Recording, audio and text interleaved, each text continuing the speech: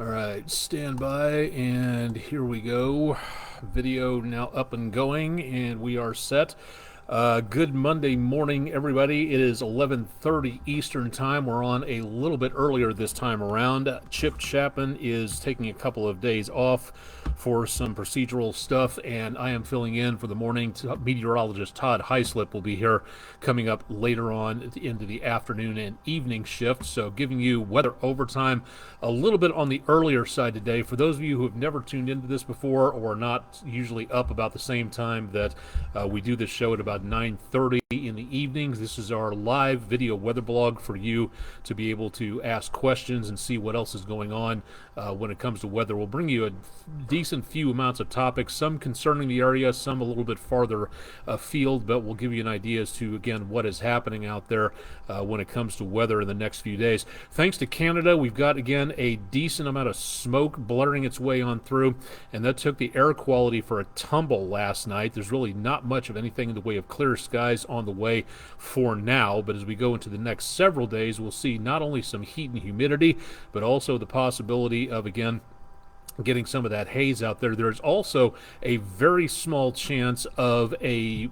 repeat performance for more smoke, not immediately, but it will be a potential problem for us as we go throughout the course of the next several days and weeks, depending on how the flow goes out there. But for right now, much of what we're looking at with this haze is going to be sticking around for a little bit, so don't get too used to anything involving clearer skies, as we see, again, that potential for more haziness continues across much of the area and over the next couple of days. We'll also have an update, if I can get this taken care of. Apologies for doing this on the fly. Was trying to get this taken care of earlier. Calvin is now a tropical storm and could be brushing by the Hawaiian Islands, so bit of a concern there as we look into the future. We'll talk about that coming up here in just a little bit. Let's get started with our weather window picture of the day from one of our own, News 12's Emily Casulo. Nice view from the Smith Perry Berries area in Ottawa. Thank you very much, Ms. Emily, for a nice view of the sunflowers, and being from Kansas, kind of nice to be able to see those out and about. If you've got pictures, again, please send them to us at pictures@wdef.com, or again, you can drop them to the comments section of our regular social media pages, Facebook, Twitter, and Instagram. Would be glad to be able to see what you're seeing out there. Heading out to catch a fish today. According to the website, we're looking at excellent conditions, although it is going to be hazy and it is going to be hot. There's not going to be too much of anything involving anything in the way of very cool weather coming up or very clear weather, thanks in part, again, to all that haze across much of the area. Almanac page for the day yesterday, we did manage to wind up right about spot on temperatures. We've managed again to get, and this is a concern here, to where, okay, the computer keeps taking us back for some reason to about 24 hours ago, but our record high for yesterday, nowhere close to that. We're behind for the month and the year on rainfall. Could use a little bit more there, and obviously not seeing anything in the way of help from that anytime soon. We did have some patchy areas of haze and fog across the area earlier today, and visibility has improved a little bit, but we are still seeing some lower visibilities at times, and probably will continue to see that. What's left of the smoke sticking around the area is, again, still here. It's just not quite as thick as it used to be, and it's brushing up against the mountainside, so it's not moving as fast to the east, and some of that area is coming its way down the other side of the Appalachians, so the smoke is still going to be sticking around for a while, and we will continue to see the potential for that around the area. We've got some drier, clearer air coming in from Canada.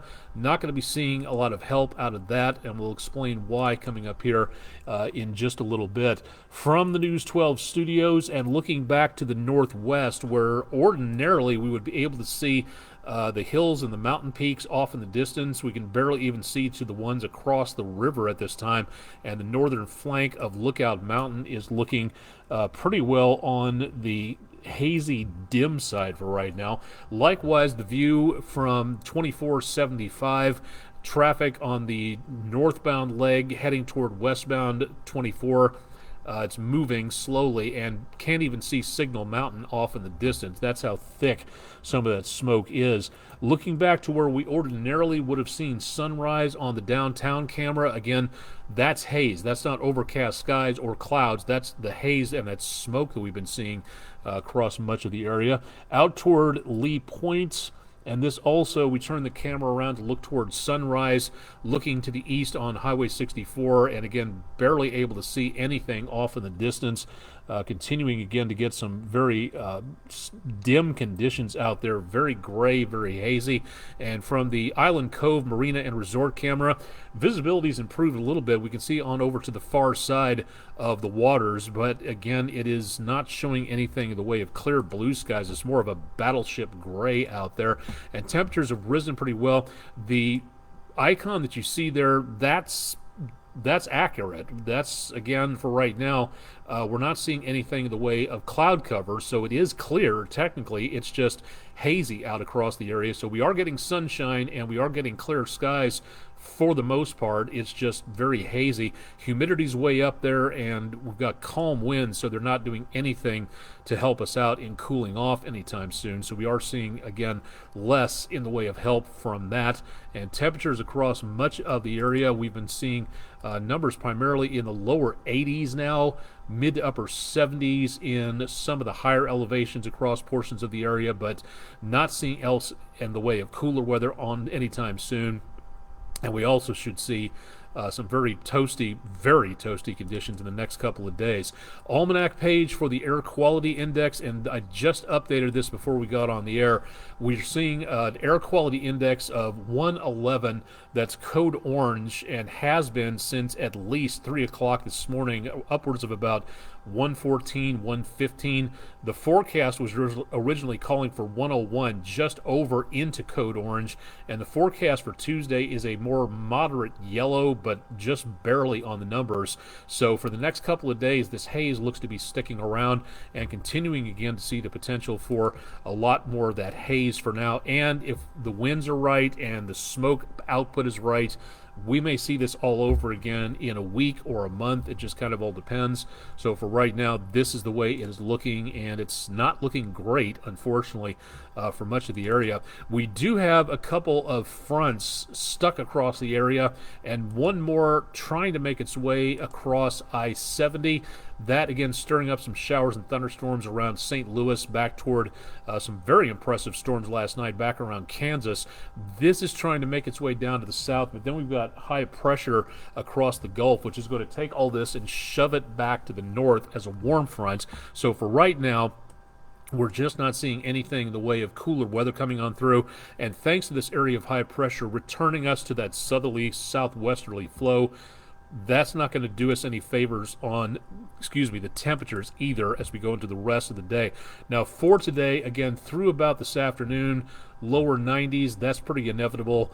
Enough sunshine in between all that haze could be a bit of an issue.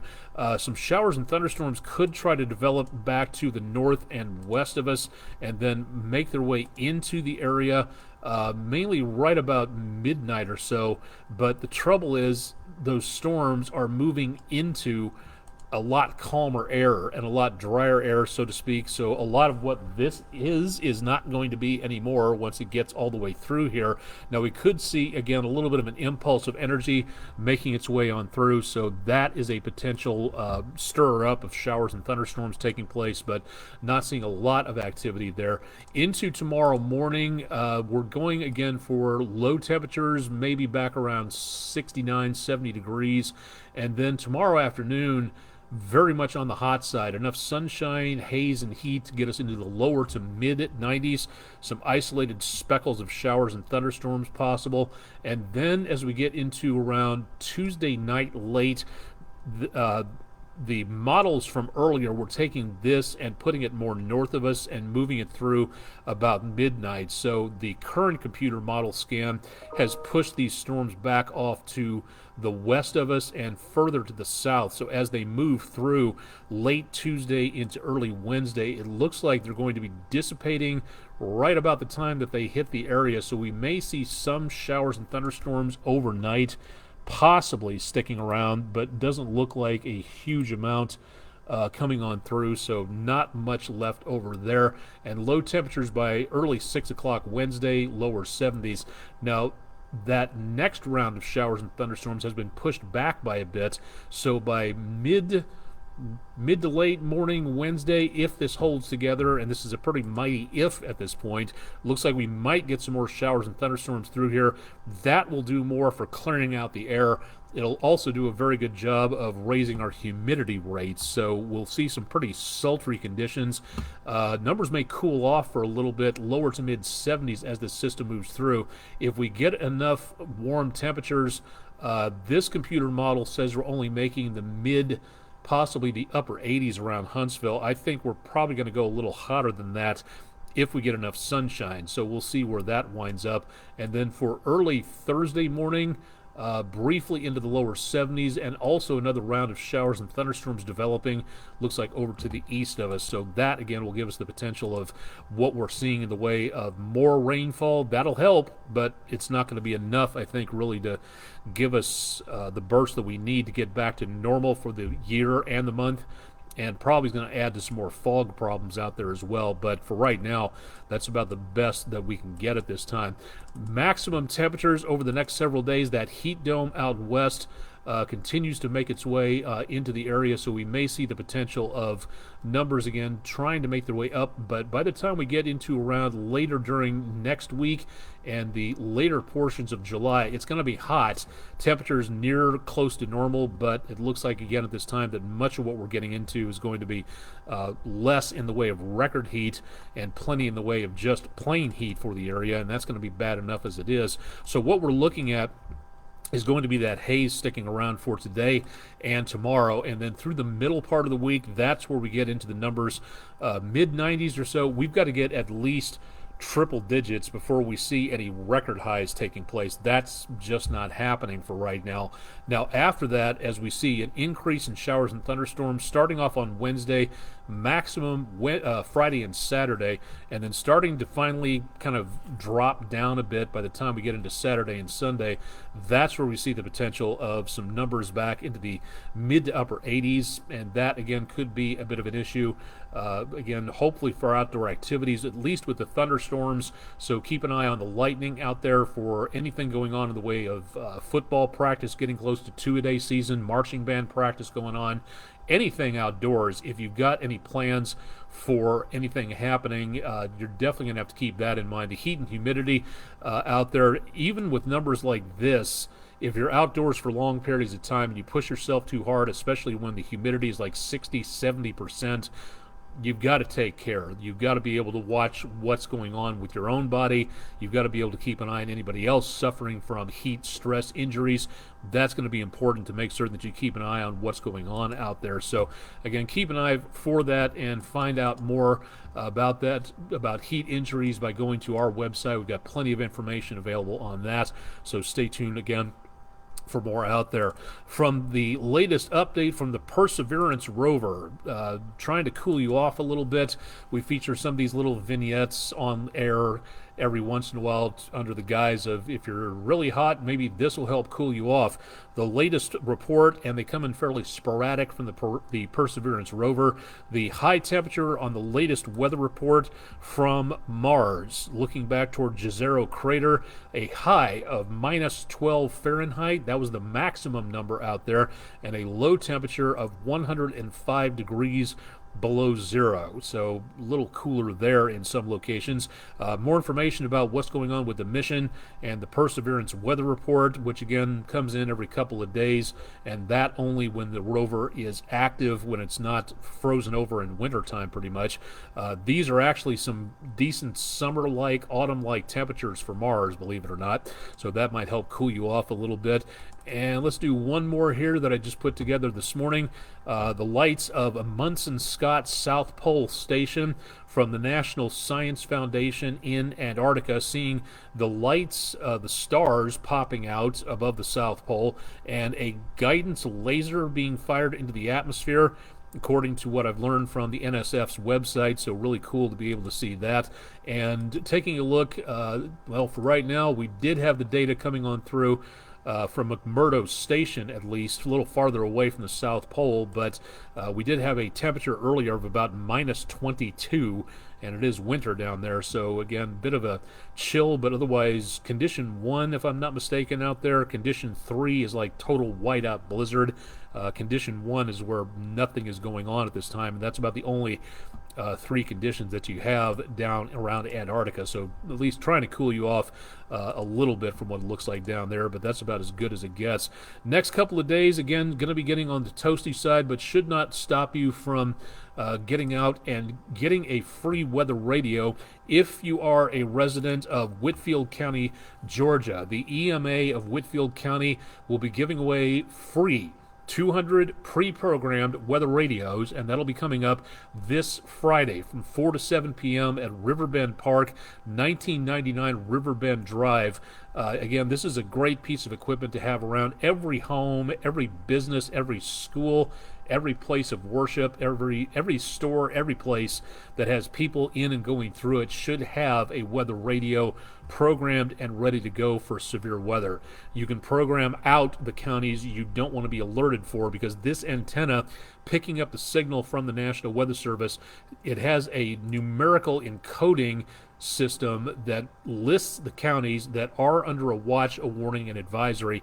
And if you don't want to be woken up in the middle of the night, if you're in Hamilton County and don't want to be bothered for anything around Bradley County or Polk County or any other place, you don't have to be bothered for stuff like that. So that, again, for right now, is a really cool thing to have. And Whitfield County EMA is going to be giving away 200 of these weather radios. That's this Friday, 4 to 7 p.m. at Riverbend Park. You have to have a photo ID. You have to be in person to be able to pick it up. And again, there's only 200 free ones. They gave away 300 a few weeks ago. Now they're giving away 200. So first come, first serve. So get there early enough to pick one up. If you missed your chance and want to just go ahead and buy one, it's about $30 with the batteries included on this. And this is battery powered, so it can stay on if the power goes off. If you can, pick one up. If you haven't done so, if you live outside of Whitfield County, Georgia, pick up a weather radio at your local hardware store, your local grocery store. You'll be able to find out more about that. And again, this is one of the best choices of purchases for a piece of equipment you have ever done in your entire life. So go ahead and pick one up. If by chance you don't know anything about how to program a weather radio, all you have to do is drop by our website, wdef.com, and we'll be glad to help you program that. We've got a section of our website dedicated on how to program a weather radio, and it's not as hard as you might think. Emily Casulo here at News 12 needs help in getting hers taken care of, so one of these days, hoping she's going to bring her weather radio in so we can help program that and get that taken care of. So please pick up a weather radio if you haven't already. If you're in Whitfield County, Georgia, and have photo ID and can get to Riverbend Park this Friday, 4 to 7 p.m., go ahead and get that, and it's, again, totally free. Such a bargain. Go ahead and pick one up there for you. Coming up in the next few weeks, again, from Barnard Astronomical Society, the July Star Party was a bust thanks to the weather. The next one coming up will be August the 5th. That's Saturday from 7 to 11 p.m. at Cloudland Canyon, on Cloudland Canyon Park Road, Rising Fawn, Georgia. If you'd like to know more about what this is all about, and again, more about what you can expect from the local astronomical group, they'll have several telescopes available. Hopefully the seeing conditions will be good. So if you'd like to know more about that, head to their Facebook page at facebook.com/BarnardAstro, or go to their main website at barnardastronomy.org to find out more details about what the party's all about and what to look for out there. In the next few weeks, it's not peaking anytime soon, but it will be in a little bit less than a month. The next big thing is going to be the Perseid meteor shower, and it's already started. It's on its way to a buildup, and that'll be about August 11th and 12th, where the moon will be almost just past new, so it's expected that the moon will not be interfering with the meteors. So the peak of it is coming up. It just started, but it should peak around August 11th through 12th. But if you're looking back toward the northeast, and you see, again, you're probably, if you're up early in the morning, you're probably going to start seeing more shooting stars, more meteors out there. because we're getting closer as the Earth moves into that stream of cosmic debris left over by a comet. There'll be more shooting stars, more meteors out there for you to take a look at. So if you're wondering about that, plenty of information available from the American Meteor Society and plenty of information on other websites, of which I've already featured a lot of those on my social media pages. So if you'd like to stop by and take a look at that, be aware again in the near future that we may be seeing more of that coming up. And of course, I'll be keeping you updated on other astronomical stuff coming up in the course of the near future. So for right now, heading into what could be hopefully some good opportunities, this meteor shower can give us a rate of 100 meteors per hour, which is basically one every minute or so. It's not a meteor storm, but it is, again, pretty big, one of the bigger showers of the year. So hopefully this one will turn out to be a good one. We'll be waiting to see what happens with that. So stay tuned for more, and we'll keep you updated there. Again, we'll have more on the forecast as we go throughout the course of the next few days and weeks. I'll be back in for Chip Chapman. He'll be out again tomorrow. Meteorologist Todd Heislip will be in for the evening shows Monday and Tuesday. And, of course, stay tuned for more on our website for more details. If you've got a story idea, let us know about it. If you have anything, we get 90% of our story ideas from you. So if you have ideas out there that would be, you think, a good opportunity, please let us know about it. Send it to us through our email, our website, contact us on social media. Give us an idea as to what exactly you might be looking for in coverage out there. We might not be able to cover it, but we might be able to. So if you can, please drop us a note. Give us an idea as to what's going on. Let our assignment desk know about it as much in advance as possible, because like an hour before the event, it's not a good idea that we might be able to actually cover it, because we've got other things scheduled on there. So earlier rather than later. And I would be remiss if I don't do one more thing on here, and I hope I have it loaded up, because if I don't, it's going to be difficult to search out. But in the meantime, please don't forget, if you're a teacher, make certain that you are, here we go, make certain that you're able to drop by our website. The fall semester is coming up very soon, and if you would like to request one of our weather personnel to visit your classroom, great, no problem. But if you wait until September, October, these slots that we have for our availability fill up very quickly. So if you have the opportunity to sign up, know a little bit about your schedule ahead of time, go to wdef.com/weather, go to our Food City Weather in the Classroom program, and give us an idea as to where you are, what grade level you teach, what topics you'd like us to cover, things like that, dates and times that might work for you, so we can kind of cross-connect on our calendar. So if you could, again, please get that request in as soon as you can, because in a couple of weeks, those requests are going to start coming in, and it's going to be very difficult to schedule anything for the rest of the year until after the holidays are over with, and then we won't be able to get to you until January or February. So if you can, please let us know as soon as possible. That'll help you, that'll help us, that'll help everybody out there. Time right now is just before noon, and I've got to go ahead and curtail this because we've got to get done with the noon show coming up for Monday. Again, stay tuned to News 12 on air and online for more details. I'm Chief Meteorologist Austin Onig. You've been watching the very early edition of News 12's Weather Overtime Weather Blog. Stay tuned for meteorologist Todd Heislip today. And again, stay tuned for more details at wdef.com/weather. Thanks for joining us for Weather Overtime on Monday morning.